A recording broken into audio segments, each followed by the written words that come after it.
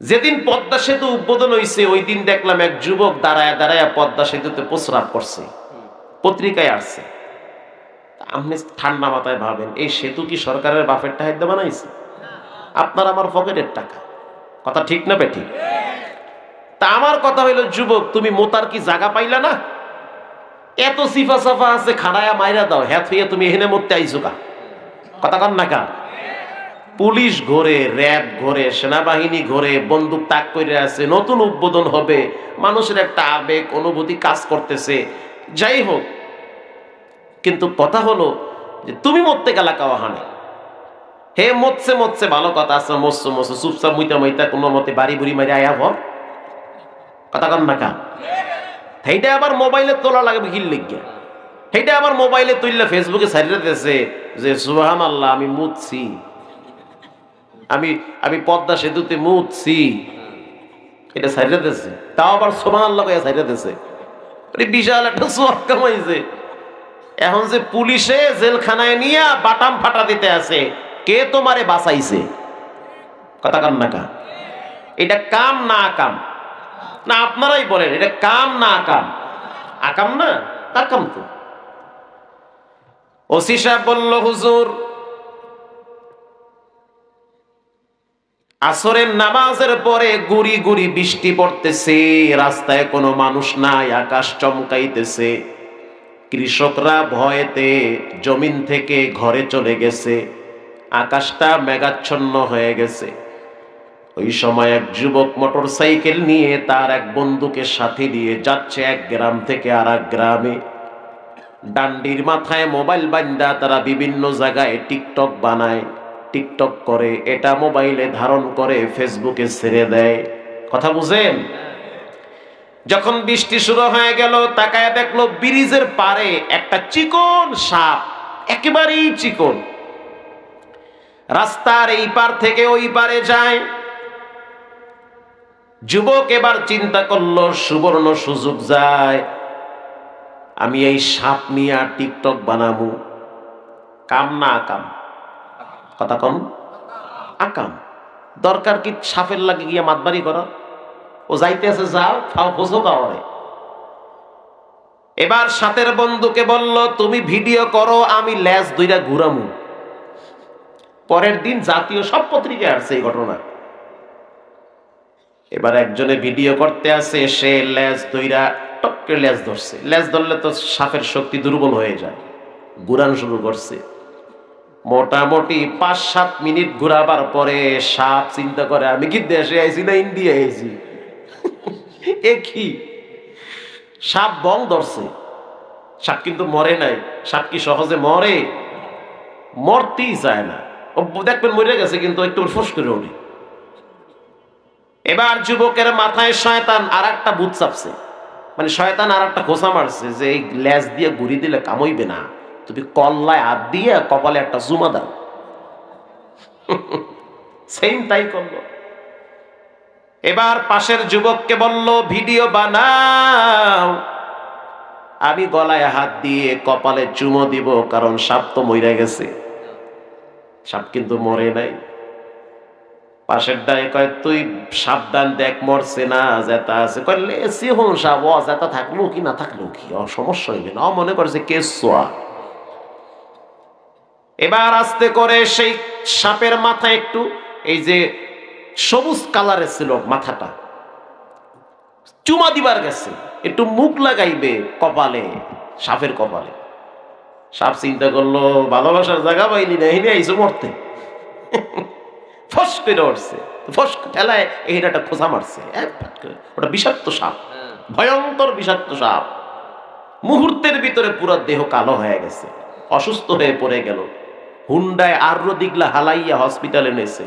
Doctor বলছে আসার সময় তো শেষ।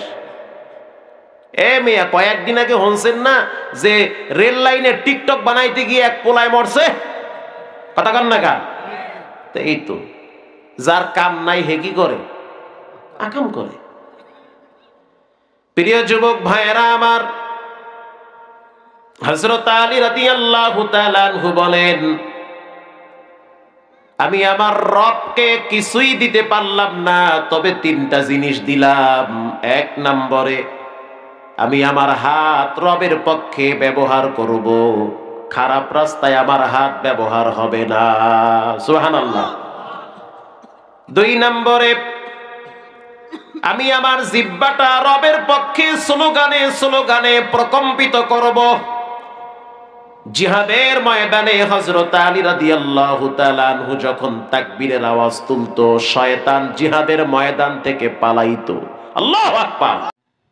তো আমার আগে বয়ান করছে মাওলানা তারেক মনোয়ার সাহেব, এরপরে খালেদ সাইফুল্লাহ আইয়ুবী, ফজর পর্যন্ত মাহফিল, সমস্ত ঘরানার আলেমরা সেখানে ছিল।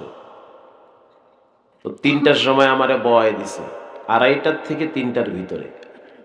অনেক মানুষ, প্যান্ডেল দেখা যায় না কদ্দুর গেছে। তা আমি গিয়ে দেখলাম কেউ ঘুমায়, কেউ কম্বল লয়ে বেহা হয়ে রয়েছে, কেউ দেহি বিড়ি খায়, কেউ বাদাম খায়, কেউ গুল মোহে দিয়া সিদায় যায় রয়েছে। মানে এক একজনের এক এক তালে আছে। তো পরিবেশটা সুন্দর না করলে তো কথা বলা শান্তি নাই।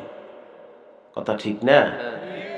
গরুর গোস পাশে রাইখা যদি এক বাড়ি ডাইল দিয়ে কয় খায়ালাও দুই ফেলেন, তো খাওয়ার লাইনই নষ্ট হয়ে যায়। তা আমি গিয়ে বললাম, ময়মনসিংহবাসী, আপনারা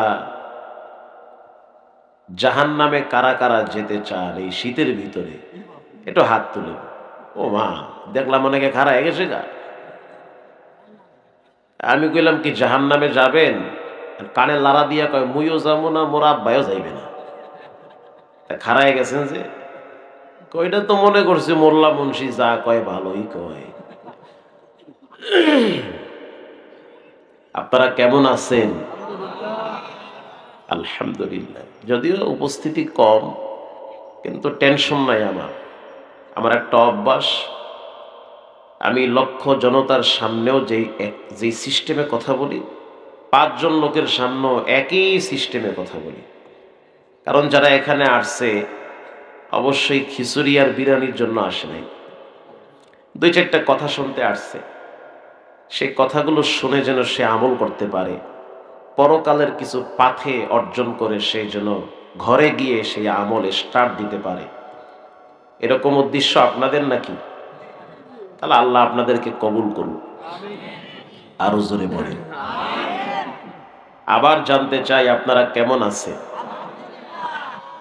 আলহামদুলিল্লাহ, আমি ভালো আছি আলহামদুলিল্লাহ।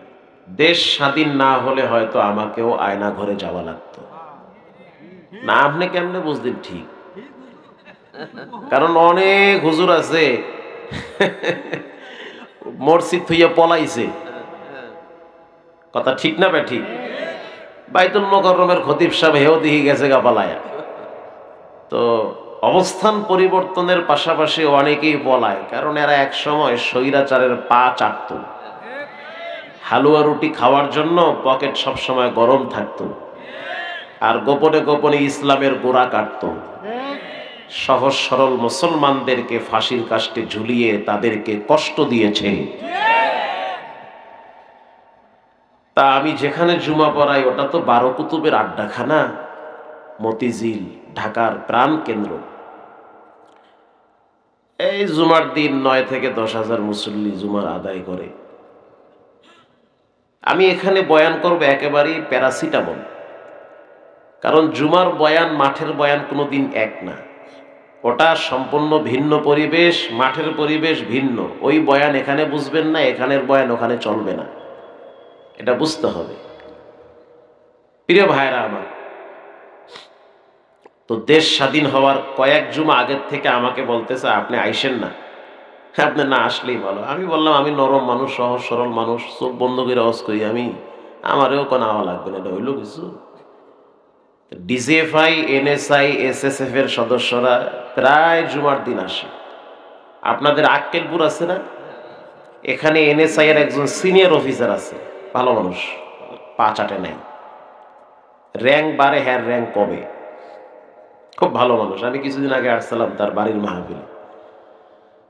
এক জুমায় আমাকে বলে হুজুর আপনার নাম তো লিস্টিতে আছে, আমি কো আল্লাহ কয় কি, কাম সারছে এইবার। তা আমি বললাম কত নাম্বারে আছে? বলল হুজুর আপনার নাম তো 53 নাম্বারে আছে। 5 3 কত? 54 না 53।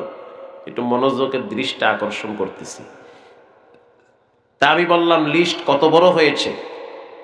বলে হুজুর লিস্ট কিন্তু 116 ছিল আগে, নগদে আর একটা লিস্ট করা হয়েছে, ওইটা হয়েছে 316। ওরে সুবহানাল্লাহ, কোন কি? কাহা যেই মোরগ ডাক দেয় সেই মোরগের দিকে শিয়ালের চোখ থাকে, কথা কন না কা? তো কোরআনের সঠিক কথা আপনি যেই প্রান্তেই বলেন, পানির নিচে ডুব দিয়েও যদি ইসলামের পক্ষে একটা আওয়াজ দেন, বেদিনরা ওখানেও আপনাকে টার্গেট করবে। তো সে আমাকে বলল যে আপনারা হুজুরেরা গুতাগুতি করতে পারেন, আপনারা একজন আর একজনকে ঠেলেন, কিন্তু আল্লাহর দুশ্মনরা তারা কিন্তু আপনাদের সকলকে এক চোখে দেখে। কারণ যে বলবে আমার রব আল্লাহ, আমার নবী মুহাম্মাদুর রাসূলুল্লাহ, আমার কাবা আল্লাহর ঘর বাইতুল্লাহ, আমার ধর্ম ইসলাম, আমি ঈমান নিয়ে মরতে চাই, সে যেই হোক না কেন সে একজন ঈমানদার, তার সাথে আমার কোনো দ্বন্দ্ব থাকতে পারে না। দ্বন্দ্ব হবে নাস্তিকদের সাথে, খোদাদ্রোহীদের সাথে, আল্লাহর দুশ্মনদের সাথে। আপনার সাথে আমার কেন দ্বন্দ্ব? আমিন কে আসতে পড়ে, কে জোরে পড়ে, এগুলো নিয়ে ঠেলাঠেলি করার দরকার কি? কে মিলাদ পড়ে, কে পড়ে না, কে মোনাজাত ধরে, কে ধরে না, কি এক অবস্থা! এ নিয়ে গুতাগুতি কামড়াকামড়ি করতে করতে আজকে ইসলামের দুশ্মনদেরকে ইসলামের বিরুদ্ধে কথা বলার সুযোগ করে দেওয়া হয়েছে। আমরা পরস্পরে ঐক্যবদ্ধভাবে দেশ এবং জাতির কল্যাণে ইসলামের জন্য কাজ করতে চাই, ইনশাআল্লাহ বলেন। আবার জানতে চাই আপনারা কেমন আছেন? আলহামদুলিল্লাহ। শুকরিয়া আদায় করলে নিয়ামত বাড়ায় দেয় কে? সুম্মা লাতুসআলুন্না ইয়াউমাইযিন আনিন নাঈম। আল্লাহ প্রত্যেক নিয়ামত সম্পর্কে প্রশ্ন করবে। 2টা হাত দিছি, ওরে সুবহানাল্লাহ, এটা ছাইরা দিলে নরম হয়, এমনে করলে শক্ত হয়, কথা কন না কা? এটা যদি এরকম কইরা কারো সামনে গিয়া বলেন চাম আলাইকুম, মানে শুদ্ধ করে তো সালাম পারেন না, তা চাম আলাইকুম মাইরা দিছেন, বলেন হে লোক খুশি না বেজার? খুশি। কি কিসের বেজার? হে তো খুশি, হে তো নিজেও সালামের উত্তর পারে না, এ কবে আলাইকুম, কথা ঠিক না বে ঠিক? আপনি যদি আমার এখন সামালাইকুম, তা আমি কব তোর মাথায় ঢাড়া পড়ুক, জাগা ওদিকে। আপনি হাতটা এরকম করে যদি ঘরে যান, স্ত্রীর কাছে যান, গিয়ে যদি বলেন আসসালামু আলাইকুম, কেমন আছো বউ? বলেন বউ খুশি না বেজার? সূর্য আজকে কোন দিক দিয়ে উঠছে, সালাম। ঘরে ঢুকে ম্যাচ খোঁজে, গোলামের জি বিড়ি দে, ঠিক না বে ঠিক? আজকে দেখি সালাম। এখন ঘরে ঢুকে যদি একই হাত, ওরে আল্লাহ কত নিয়ামত দিছে তুমি হাতের ভিতরে, সুবহানাল্লাহ, একই হাত, এটা শক্ত কইরা ঘরে গিয়া বউয়ের নাহের সামনে নিয়ে ধরছেন, বউ কবে গোলামের ফোজ আরো দেখছো, কথা ঠিক না বে ঠিক? একই হাত ছেড়া দিছেন নরম, মুট করছেন শক্ত, ছেড়া দিছেন খুশি, হাসি মারবে, মুট কইরা নাকের কাছে নিবেন, কষ্ট পাবে। এই হাত সম্পর্কে আল্লাহ প্রশ্ন করবে যে হাত দিয়েছি কোথায় ব্যবহার করলা, কোন সুদখোরকে টিপ দিয়ে সংসদে প্রবেশ করিয়েছ, জবাব দিতে হবে। হযরত আলী রাদিয়াল্লাহু তাআলা আনহু বলেন আফাদাতকুমুন নি'মাহু মিন্নি সালাসা। আল্লাহ আপনি আমারে নবীর জামাই বানাইছেন, আবার নবীর চাচতো ভাই বানাইছেন, কুরাইশ বংশের সন্তান, আবার জান্নাতের রমণীর স্ত্রী হিসেবে কবুল করেছেন, জান্নাতের 2 জন যুবকদের সর্দারের বাপ বানাইছেন, সুবহানাল্লাহ বলেন। তা আমি আপনারে কি দিব? আমার তো কিছুই নাই, আপনি আমারে যা দিছেন আমি আপনারে কি দিব? গোটা পৃথিবীর মানুষের মুখে মুখে এই আওয়াজ, আনা মাদিনাতুল ইলম ওয়া আলিয়্যুম বাবুহা। রাসূল বলেছেন আমি হলাম মদিনার শহর, সেই শহরের দরওয়াজা হইল হযরত আলী। সুবহানাল্লাহ বলেন। আমি হলাম ইলমের শহর, ইলমের শহর, জ্ঞানের শহর অথবা জ্ঞানের ঘর, সেই রাজধানীর দরওয়াজা হইল আমার জামাই হযরত আলী। সুবহানাল্লাহ বলেন। এত সম্মান দিছেন, আমি দিমু কি আপনারে? আপনিও আল্লাহরে কোন আল্লাহ আপনি আমারে মানুষ বানাইছেন, চাইলে তো অন্য কিছু বানাইতে পারতেন। আবার বানাইছেন মুসলমান, আমি আপনারে দিমু কি? কি দিমু আমি আপনারে? প্রতিবন্ধী বানাইতে পারতেন, ন্যাংরা কানা লুলা দেড়বেটারি আদামরা বানাইতে পারতেন, কিন্তু তা না বানাইয়া মানুষ বানাইছেন। লড়তে চড়তে পারি, খাইতে পারি, ঘুমাইতে পারি, হুমকি দিতে পারি, কত কিছু করতে পারি। কি দিব? যাও, আল্লাহ তোমারে সকালবেলা চার দোকানে গিয়ে একটা বিড়ি আর দুইটা চা খাইয়া তোমারে দিয়ে দিলাম। আউযুবিল্লাহ আমনে কর না নাউযুবিল্লাহ কর। তা আল্লাহরে দেবেন কি? মাগরিবের পরে চার দোকানে বইয়া বিড়ি খান, চা খান, টিভি দেখেন, এই তো আল্লাহরে দিতে আছে। আল্লাহ দেখো তুমি আমার এত কিছু দিয়েছো, তোমার আমি এইটা দিছি। হযরত আলী বলেন ইয়াদি ওয়া লিসানি ওয়াজ জামিরুল মুহাজ্জাবা, কিছুই নাই তবে তিনটা জিনিস আমি তোমাকে দিলাম। আল্লাহু আকবার। আল্লাহ তোমারে তিনটা জিনিস দিলাম। এক নম্বরে আমার হাত তোমার পক্ষে ব্যবহার হবে। আমার হাত কার পক্ষে ব্যবহার হবে? আল্লাহর পক্ষে। যে কোনো যুদ্ধের ময়দানে হযরত আলী প্রথম তরবারি হাতে নিয়ে ঝাঁপিয়ে পড়তেন দুশমনদের মাঝে। আল্লাহু আকবার। যেখানে অন্যায় সেখানে প্রতিবাদের হাত হযরত আলী প্রথম উড্ডীন করতেন। আল্লাহু আকবার। যেখানে অপরাধ দেখত সেখানেই তিনি শক্ত হাতে দমনের জন্য দাঁড়িয়ে যেতেন। রবের পক্ষে তার হাত ব্যবহার হইত। দুই নম্বরে ওয়াল লিসান, আবার জিহ্বা তোমার পক্ষে ব্যবহার হবে। আমার জিহ্বাটা তোমার পক্ষে স্লোগান উঠবে। হযরত আলী যখন কোন জিহাদের ময়দানে প্রবেশ করত, প্রথম তিনি তাকবীরের আওয়াজ তুলত, চিৎকার মেরে বলেন আল্লাহু আকবার। এই আল্লাহু আকবারের তাকবীর এটা ছোটখাটো না, এটার পাওয়ার অনেক বেশি। হযরত আলী বলেন তিন নম্বরে ওয়াজ জামিরুল মুহাজ্জাবা, আমার দিলের ভিতরে আপনার মহব্বত ভরপুর থাকবে। জিহাদের ময়দানে এক বেঈমানকে হযরত আলী পায়ের নিচে ফালায়া বুকের উপরে উঠা কেবলমাত্র কতল করবে, কেবলমাত্র ছুরি ধরবে যুদ্ধের ময়দানে। ইন দি মিন টাইমে সেই মাজুজি, সেই ইহুদি হযরত আলীর চেহারায় থুতু মারছে। যখনই থুতু মারল হযরত আলী রাদিয়াল্লাহু তাআলা আনহু আস্তে করে ছেড়ে দিয়েছে।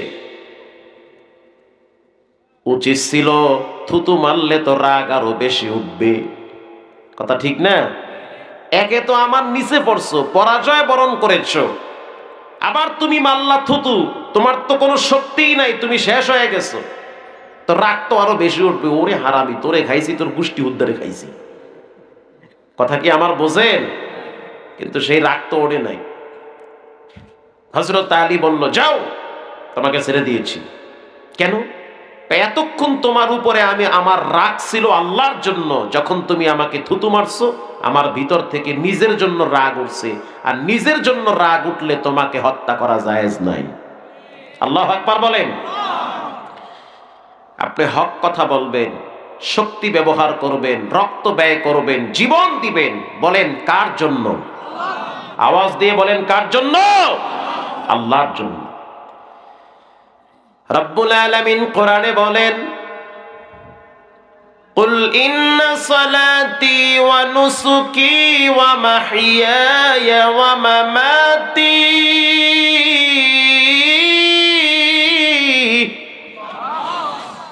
ওয়া মামাতি লিল্লাহি রাব্বিল আলামিন।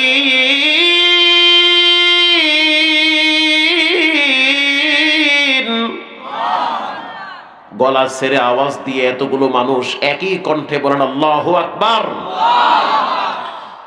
আল্লাহ পাক বলেন, তোমার নামাজ, তোমার কোরবানি, তোমার বেঁচে থাকা, তোমার মরে যাওয়া, এগুলো দুনিয়ার কারো জন্য হবে না, একজনের জন্যই হবে। তিনি হলেন কে? অনেক যুবকরা দেখি একটা মেয়ের প্রেমে পাগল হয়ে গলায় দড়ি দেয়, হাত কাটে, রক্ত বের করে। এটা হারাম, এটা জায়েজ নাই। রক্ত যদি ঢালতেই হয় একজনের জন্য ঢালতে হবে। তিনি হলেন কে? আল্লাহর জন্য ঢালে। আবার একটা মেয়ে দেখি গলায় দড়ি দিয়ে চিরিকুট লেখে ফেলে গলায় দড়ি দেয়। কেন দিয়েছ? বলে আমি অমুককে পাই নাই, সে বিয়ে গোপনে করেছে আর একজনের সাথে সংসার করে, এজন্য আমি আত্মহত্যা করেছি। তা দুনিয়ায়ও পাইলি না, মরার পরেও ফেরেশতাকে বাটাম ফাটা। কথা কন না কা? তো শান্তি কই? দুনিয়ায় তো পাইলি না, দুঃখের ঠেলায় বাথরুমে গিয়ে হারপিক খাইয়া মরে, কষ্টের ঠেলায় গলায় দড়ি দিয়ে শীত পড়াং হয়। কথা কন না কা? মরে যাবো গো। ও আল্লাহ, মনে করছে মরার পরে বুঝি সখী কবরে এই হারে সালাম দেবে? মরার পরে তো ফেরেশতারা কবরে বাটাম ফাটা দিবে। তো মরকা। আমার থিওরি হলো, তুমি কেন মেয়েদের পিছনে ঘুরবা? মেয়েরা কেন ছেলেদের পিছনে ঘুরবে? যার যার স্থান থেকে যোগ্যতা অর্জন করো, তোমার যোগ্যতাই বলে দিবে তুমি কোথায় যাবে। তুমি লেখাপড়া করো, প্রতিষ্ঠিত হও। লেখাপড়া করতে মনে না চাইলে বহিদ পন্থায় টাকা পয়সার মালিক হও। আছে না কিছু পোলাপান লেখাপড়া করতে ভালো লাগে না, সারাদিন বাপের হোটেলে খাইবে আর পাবজি আর ফ্রি ফায়ার খেলাইবে। আলহামদুলিল্লাহ, এটা আপনাদের এলাকায় নাই? না, নাই। খালি পোলাপানকে দোষ দিয়ে লাভ নাই, আমগো মুরব্বীকেও দোষ আছে। পোলাপানকে কই, কিরে তোরা এখানে বয়ে বয়ে পাবজি খেলাও, তো কাম নাই? তো হুজুর খালি মগই চোখে দেখেন, মোরা তো জোয়ান মানুষ পাবজি খেলাই, বুড়ারা করে কি চার দোকানে গিয়ে দেখেন। চাইয়া দেখি, ওরে আল্লাহ, হেরা বইয়া বইয়া বাসর ঘরের ছবি দেখে। কথা ঠিক না বে ঠিক? তো পোলাপানের দোষ দিয়ে লাভ কি? মুরব্বীরাও তো আকাম কম করে না। রাগ করতেছেন? মাফ করে দিয়ে। এই লো অবস্থা আমগো দেশে। কুড়িগ্রাম গেছি ওয়াজে, বুরিঙ্গা মারি গত বছর। সেখানে ডলফিন মোড় আছে বা শাপলার মোড় আছে একটা, ওই চত্বরই বয়ান। ওসি সাহেব আসলো, যেহেতু প্রপারে মাহফিল, অনেক বড় মাহফিল, অনেক লোকজন। ওসি সাহেব বলতেছে, হুজুর আপনি একটু এই বিষয় নিয়ে একটু ওয়াজ কইরেন। যুব সমাজ আস্তে আস্তে শেষ হয়ে যাচ্ছে। 5 তারিখে দেখলাম যুব সমাজটা, হুজুর আমরা শেষ হই নাই, আমরা শক্ত আছি, টাইম মতো ঠিকই আমরা ছবল মারি। আসতে বলবেন না, জোরে বলেন। আমরা রেডি আছি।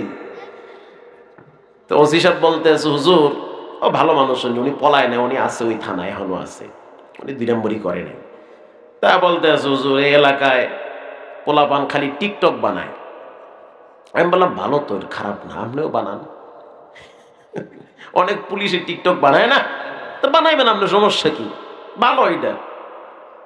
হুজুর এটা কোনো কথা? একটা পোলাপানের টিকটক বানায়, কি হয়েছে? টিকটক বানাই একটা মরছে, অকন কি এটা কোনো কথা? টিকটক বানাই আবার মরে কেমনে? তো হুজুর একদিনে এলাকার ঘটনা, ওই কবরও আমারে দেখাইছে যেখানে ওরে মাটি দিছে। আহা, কেউ যদি শয়তানে কামড়ায়, কাম থইয়া আকাম করে, এটা আমাকে বরিশালে ভাষা। কেউরে যদি শয়তানে কামড়ায়, মানে শয়তানে মাথার মধ্যে খোঁচা মারছে, আজারে বই রয়েছে, তুই 2 নম্বরই কর। কেউরে যদি শয়তানে খোঁচা মারে, হে কাম থইয়া কি করে? কথা কম না, আকাম করে, মানে ও কোনো কামই না, কোনো কাম নাই, খালি খালি দেহি বিলাইয়ের লেজের মাথায় হে দড়ি দিয়ে বাঁধবে। এত চেষ্টা করে 3 ঘন্টা বইয়ে দড়ি মোড়ে লাগেই না। ও কি লাগে তো আকাম করে, তুই সুবহানাল্লাহ 13 বার, তাও তো সওয়াব হইবে। যেদিন পদ্মা সেতু উদ্বোধন হয়েছে ওই দিন দেখলাম এক যুবক দাঁড়ায় দাঁড়ায় পদ্মা সেতুতে প্রস্রাব করছে, পত্রিকায় আসছে। আপনি ঠান্ডা মাথায় ভাবেন, এই সেতু কি সরকারের বাপের টাকা বানাইছে? আপনার আমার পকেটের টাকা। কথা ঠিক না বেঠিক? তা আমার কথা হইল, যুবক তুমি মোতার কি জায়গা পাইলা না? এত সিফা সাফা আছে, খাড়ায়া মাইরা দাও, হ্যাঁ হইয়া তুমি এখানে মরতে আইছো কা? কথা কন না কা? পুলিশ ঘোরে, র্যাব ঘোরে, সেনাবাহিনী ঘোরে, বন্দুক তাক করে আছে, নতুন উদ্বোধন হবে, মানুষের একটা আবেগ অনুভূতি কাজ করতেছে। যাই হোক, কিন্তু কথা হলো যে তুমি মরতে গেলা কাওয়াহানে। হে মরছে মরছে ভালো কথা আছে, মরছো মরছো, চুপচাপ মুইতা মুইতা কোনো মতে বাড়ি বুড়ি মারি আয়া ভর। কথা কন না কা?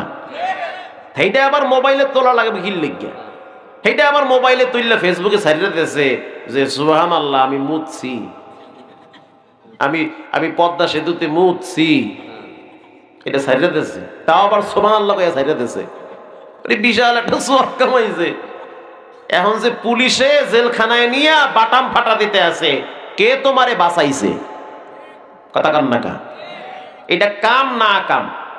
না আপনারাই বলেন, এটা কাম না আকাম? আকাম না, আকাম তো। ওসি সাহেব বলল, হুজুর আসরের নামাজের পরে গুড়ি গুড়ি বৃষ্টি পড়তেছে, রাস্তায় কোনো মানুষ নাই, আকাশ চমকাইতেছে, কৃষকরা ভয়েতে জমিন থেকে ঘরে চলে গেছে, আকাশটা মেঘাচ্ছন্ন হয়ে গেছে। ওই সময় এক যুবক মোটর সাইকেল নিয়ে তার এক বন্ধুকে সাথে নিয়ে যাচ্ছে এক গ্রাম থেকে আর এক গ্রামে। ডান্ডির মাথায় মোবাইল বান্দা তারা বিভিন্ন জায়গায় টিকটক বানায়, টিকটক করে, এটা মোবাইলে ধারণ করে ফেসবুকে ছেড়ে দেয়। কথা বুঝেন? যখন বৃষ্টি শুরু হয়ে গেল, তাকায় দেখলো ব্রিজের পারে একটা চিকন সাপ, একেবারেই চিকন, রাস্তার এই পার থেকে ওই পারে যায়। যুবক এবার চিন্তা করলো, সুবর্ণ সুযোগ যায়, আমি এই সাপ নিয়ে টিকটক বানাবো। কাম না আকাম? কথা কম। আকাম। দরকার কি সাপের লাগে গিয়া মাতবাড়ি করা? ও যাইতে আছে, যাও, খাও, ফোসো খাওয়ারে। এবার সাথের বন্ধুকে বলল, তুমি ভিডিও করো, আমি ল্যাজ দুইটা ঘুরামু। পরের দিন জাতীয় সব পত্রিকায় আসছে এই ঘটনা। এবার একজনে ভিডিও করতে আসে, সে ল্যাজ দুইটা টপকে ল্যাজ ধরছে। ল্যাজ ধরলে তো সাপের শক্তি দুর্বল হয়ে যায়, ঘুরানো শুরু করছে। মোটামুটি 5-7 মিনিট ঘুরাবার পরে সাপ চিন্তা করে, আমি কি দেশে আইছি না ইন্ডিয়া আইছি? এ কি? সাপ বং ধরছে। সাপ কিন্তু মরে নাই। সাপ কি সহজে মরে? মরতেই চায় না। ও দেখবেন মরে গেছে, কিন্তু একটু ফুস করে ওঠে। এবার যুবকের মাথায় শয়তান আর একটা ভূত চাপছে, মানে শয়তান আর একটা খোঁচা মারছে যে এই ল্যাজ দিয়ে ঘুরি দিলে কামইবে না, তুমি কল্লায় হাত দিয়ে কপালে একটা জুমা দাও। সেম তাই করলো। এবার পাশের যুবককে বলল, ভিডিও বানাও, আমি গলায় হাত দিয়ে কপালে চুমো দিব, কারণ সাপ তো মরে গেছে। সাপ কিন্তু মরে নাই। পাশের ডায়ে কয়, তুই সাবধান, দেখ মরছে না, জেতা আছে। কইলে সিহন সাপ, ও জেতা থাকলো কি না থাকলো কি, সমস্যা হইবে না, মনে করছে কেসোয়া। এবার আস্তে করে সেই সাপের মাথা একটু এই যে সবুজ কালারের ছিল মাথাটা, চুমা দিবার গেছে, একটু মুখ লাগাইবে কপালে, সাপের কপালে। সাপ চিন্তা করলো, ভালোবাসার জায়গা পাইনি না, এনে আইসো মরতে। ফস করে উঠছে, ফস ঠেলায় এইটা খোঁচা মারছে। ওটা বিষাক্ত সাপ, ভয়ঙ্কর বিষাক্ত সাপ। মুহূর্তের ভিতরে পুরো দেহ কালো হয়ে গেছে, অসুস্থ হয়ে পড়ে গেল। হুন্ডায় আরো দিগলা হালাইয়া হসপিটালে নেছে। ডাক্তার বলছে আসার সময় তো শেষ। এ মেয়া, কয়েকদিন আগে হনছেন না যে রেল লাইনে টিকটক বানাইতে গিয়ে এক পোলায় মরছে? কথা কন না কা? তো এই তো, যার কাম নাই হে কি করে? আকাম করে। প্রিয় যুবক ভাইয়েরা আমার, হযরত আলী রাদিয়াল্লাহু তাআলা আনহু বলেন, আমি আমার রবকে কিছুই দিতে পারলাম না, তবে তিনটা জিনিস দিলাম। এক নম্বরে আমি আমার হাত রবের পক্ষে ব্যবহার করব, খারাপ রাস্তায় আমার হাত ব্যবহার হবে না। সুবহানাল্লাহ। দুই নম্বরে আমি আমার জিহ্বাটা রবের পক্ষে স্লোগানে স্লোগানে প্রকম্পিত করব। জিহাদের ময়দানে হযরত আলী রাদিয়াল্লাহু তাআলা আনহু যখন তাকবীরের আওয়াজ তুলতো, শয়তান জিহাদের ময়দান থেকে পালাইতো। আল্লাহু আকবার।